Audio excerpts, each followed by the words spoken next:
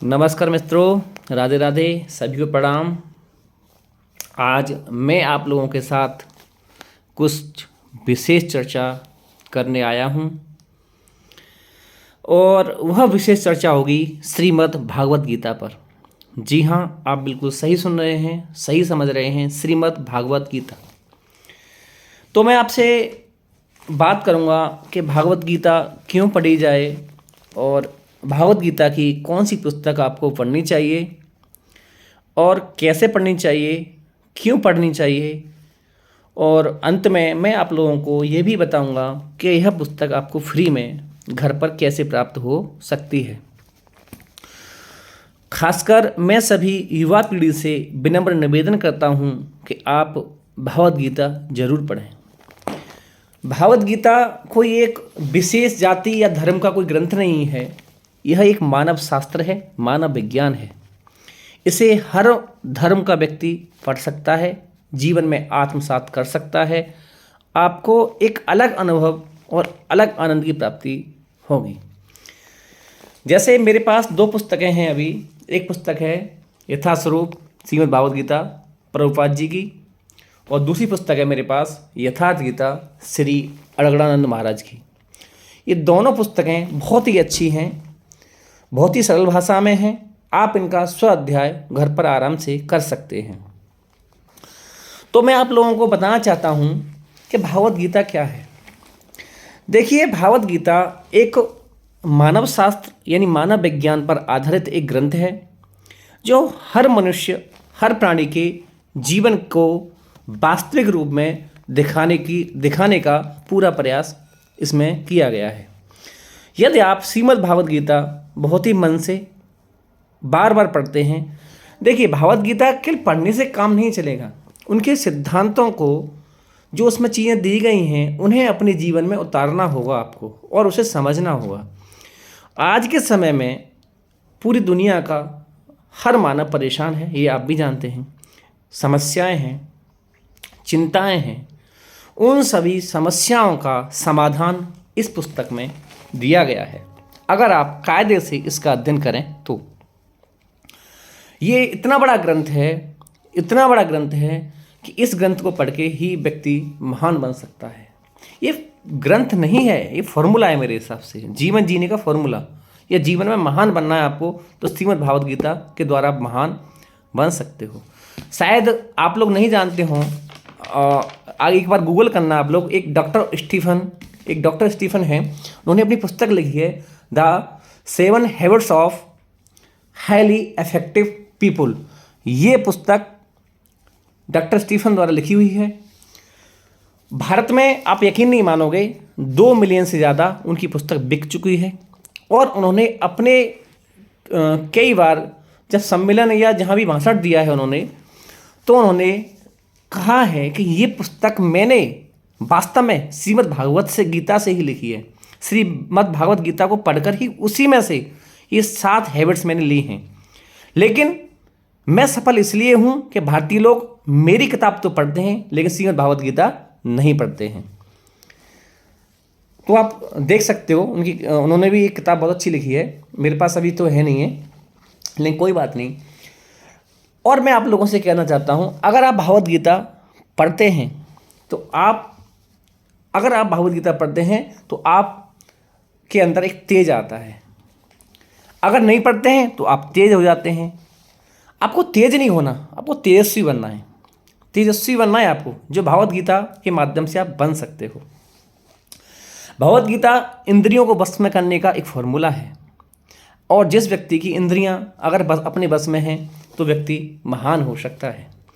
और मुझे ये जो यथार्थ गीता है श्री अड़गड़ानंद महाराज की, इसमें एक मुझे लाइन बहुत प्रेरित करती है। आप चाहो तो इसमें देख सकते हो।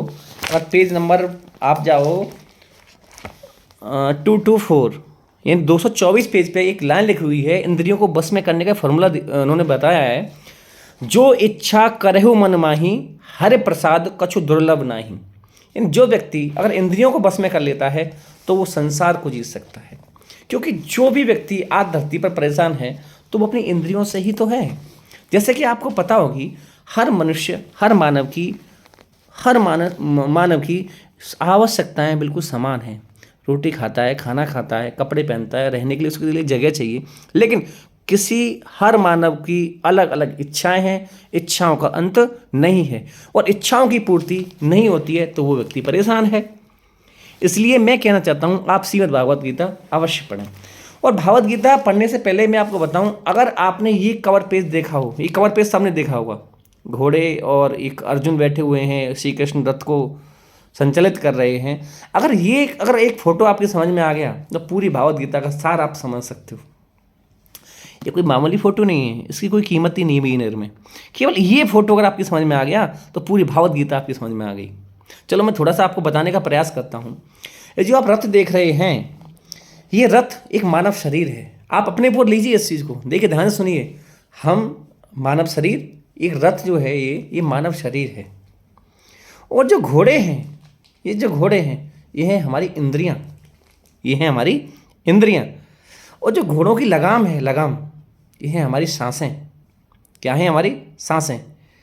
और विशेष बात जो इस पे अर्जुन जो बैठे हुए हैं सवार होके, ये जो आपको अर्जुन दिखाई दे रहे होंगे, जो श्री कृष्ण इनको समझा रहे हैं, ये अर्जुन है हमारी आत्मा। और श्री कृष्ण इनकी तो बात ही अलग है, ये है ब्रह्म, सुपर सॉल ब्रह्म है ये।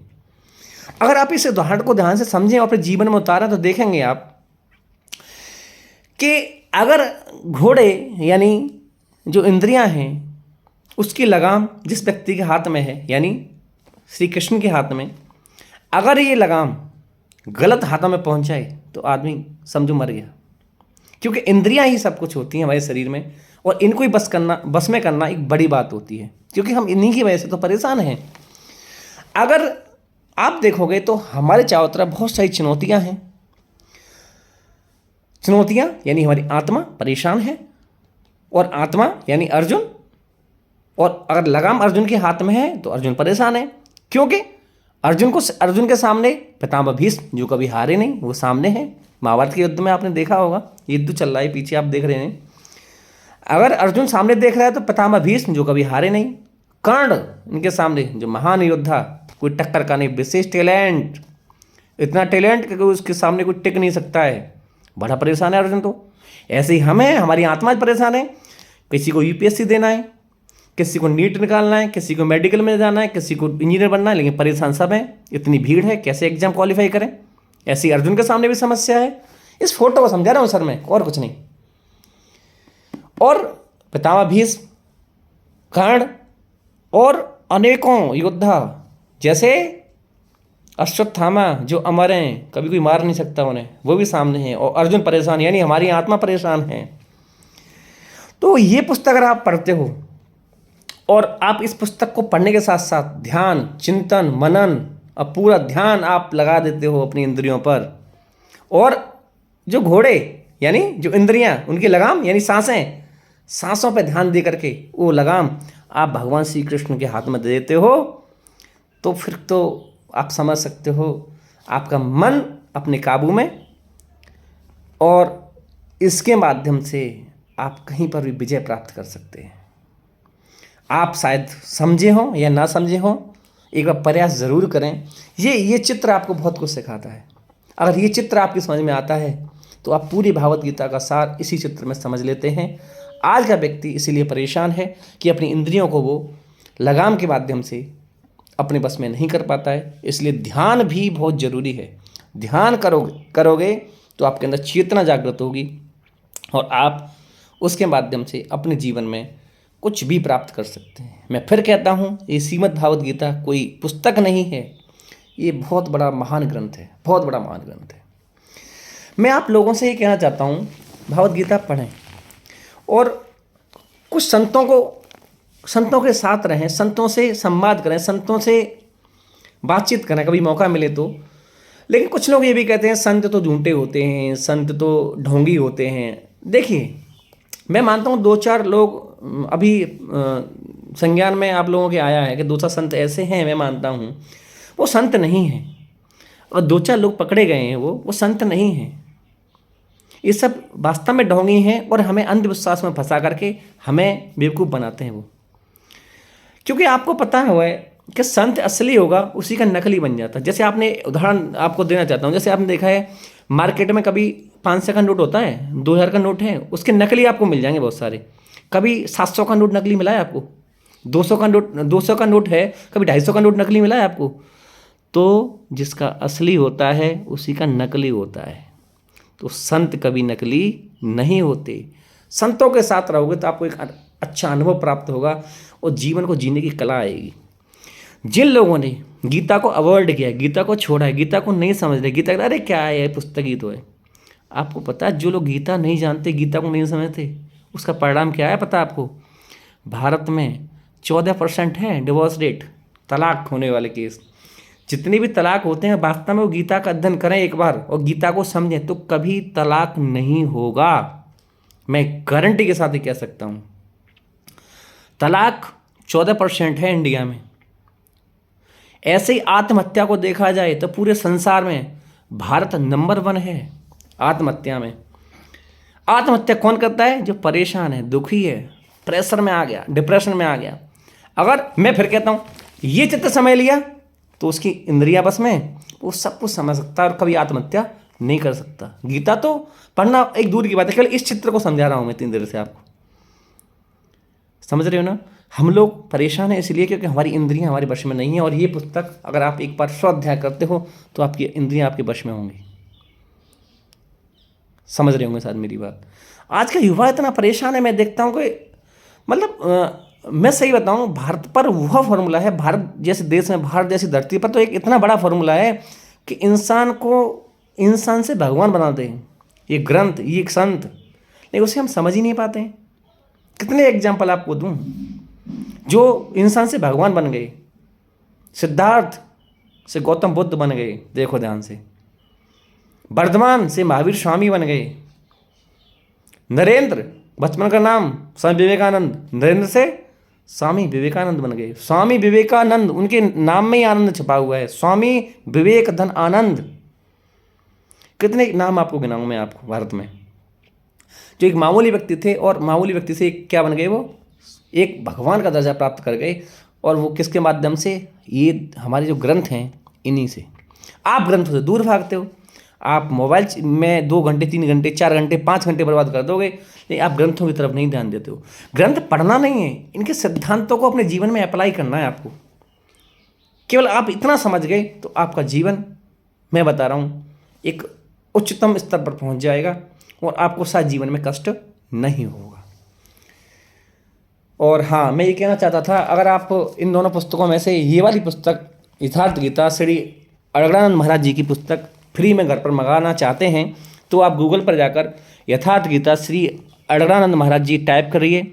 उसमें एक पहले जो वो खुलेगा पेज, उस पर आप क्लिक कीजिए, उसका पूरा एड्रेस भरिए। और हाँ, ये सभी भाषाओं में पुस्तक मौजूद है, उपलब्ध है। आप अपनी भाषा सेलेक्ट कीजिए और आप सही एड्रेस डाल के उसमें पिन नंबर सही डाल दीजिए। आपको 8 से 10 दिन में ये पुस्तक फ्री में बिल्कुल घर पर आ जाएगी। तो देखिए, मुझे बहुत ज़्यादा ज्ञान तो नहीं है, एक छोटा सा अनुभव था जो मैंने इस भागवत गीता से प्राप्त किया और जीवन में अनुभव कर भी रहा हूँ। मुझे बहुत अच्छा लगता है पढ़ के। और जीवन में जहाँ तक मैंने देखा है, जीवन की हर समस्या का समाधान मुझे इस किताब के अंदर मिल गया है। इस ग्रंथ के अंदर मुझे हर समस्या का समाधान मुझे मिल चुका है और मैं बहुत खुश हूँ। इसलिए मैंने आपको अपना अनुभव साझा किया है। आप भी एक बार पुस्तक ज़रूर पढ़ें। आप किसी भी धर्म से हों, ये किसी धर्म की पुस्तक नहीं है, ये मनुष्य पर आधारित पुस्तक है, मनुष्य के जीवन पर आधारित पुस्तक है, जिसे पढ़ने के बाद आपको एक आनंद की प्राप्ति होगी और आपको हर समस्या से निकलने का समाधान भी इस पुस्तक में मिलेगा। तो सभी से विनम्र निवेदन, खासकर युवा पीढ़ी से विनम्र निवेदन करता हूँ कि आप इस देश यानी संसार का एक भविष्य हैं। आप पुस्तक जरूर पढ़ें, थोड़ा समय निकालें, आपके जीवन में परिवर्तन स्वाभाविक रूप से आना प्रारंभ हो जाएगा। और मुझे यह ज्ञान तो नहीं है, मैं खुद अज्ञानी हूँ, आपको क्या ज्ञान दूंगा। मैं तो छोटा सा एक अनुभव आपके साथ साझा करने आया था, इसलिए शायद मुझसे कुछ गलती हुई हो अपनी बात कहने में, तो मुझे क्षमा करें। और इसी के साथ मैं जाना चाहता हूँ। और हाँ, मैं थोड़ा सा श्री रामचरितमानस पर भी थोड़ी सी बात करूँगा कभी आके। थोड़ा सा इसमें भी मैं एक तरीके से मतलब कह सकते हो थोड़ा जानकारी प्राप्त कर रहा हूँ उसे जीवन में उतारना चाहता हूँ मैं भी, तो उसके बारे में भी एक बार आपके साथ चर्चा करूँगा। तब तक के लिए नमस्कार, राधे राधे, प्रणाम, जय हिंद।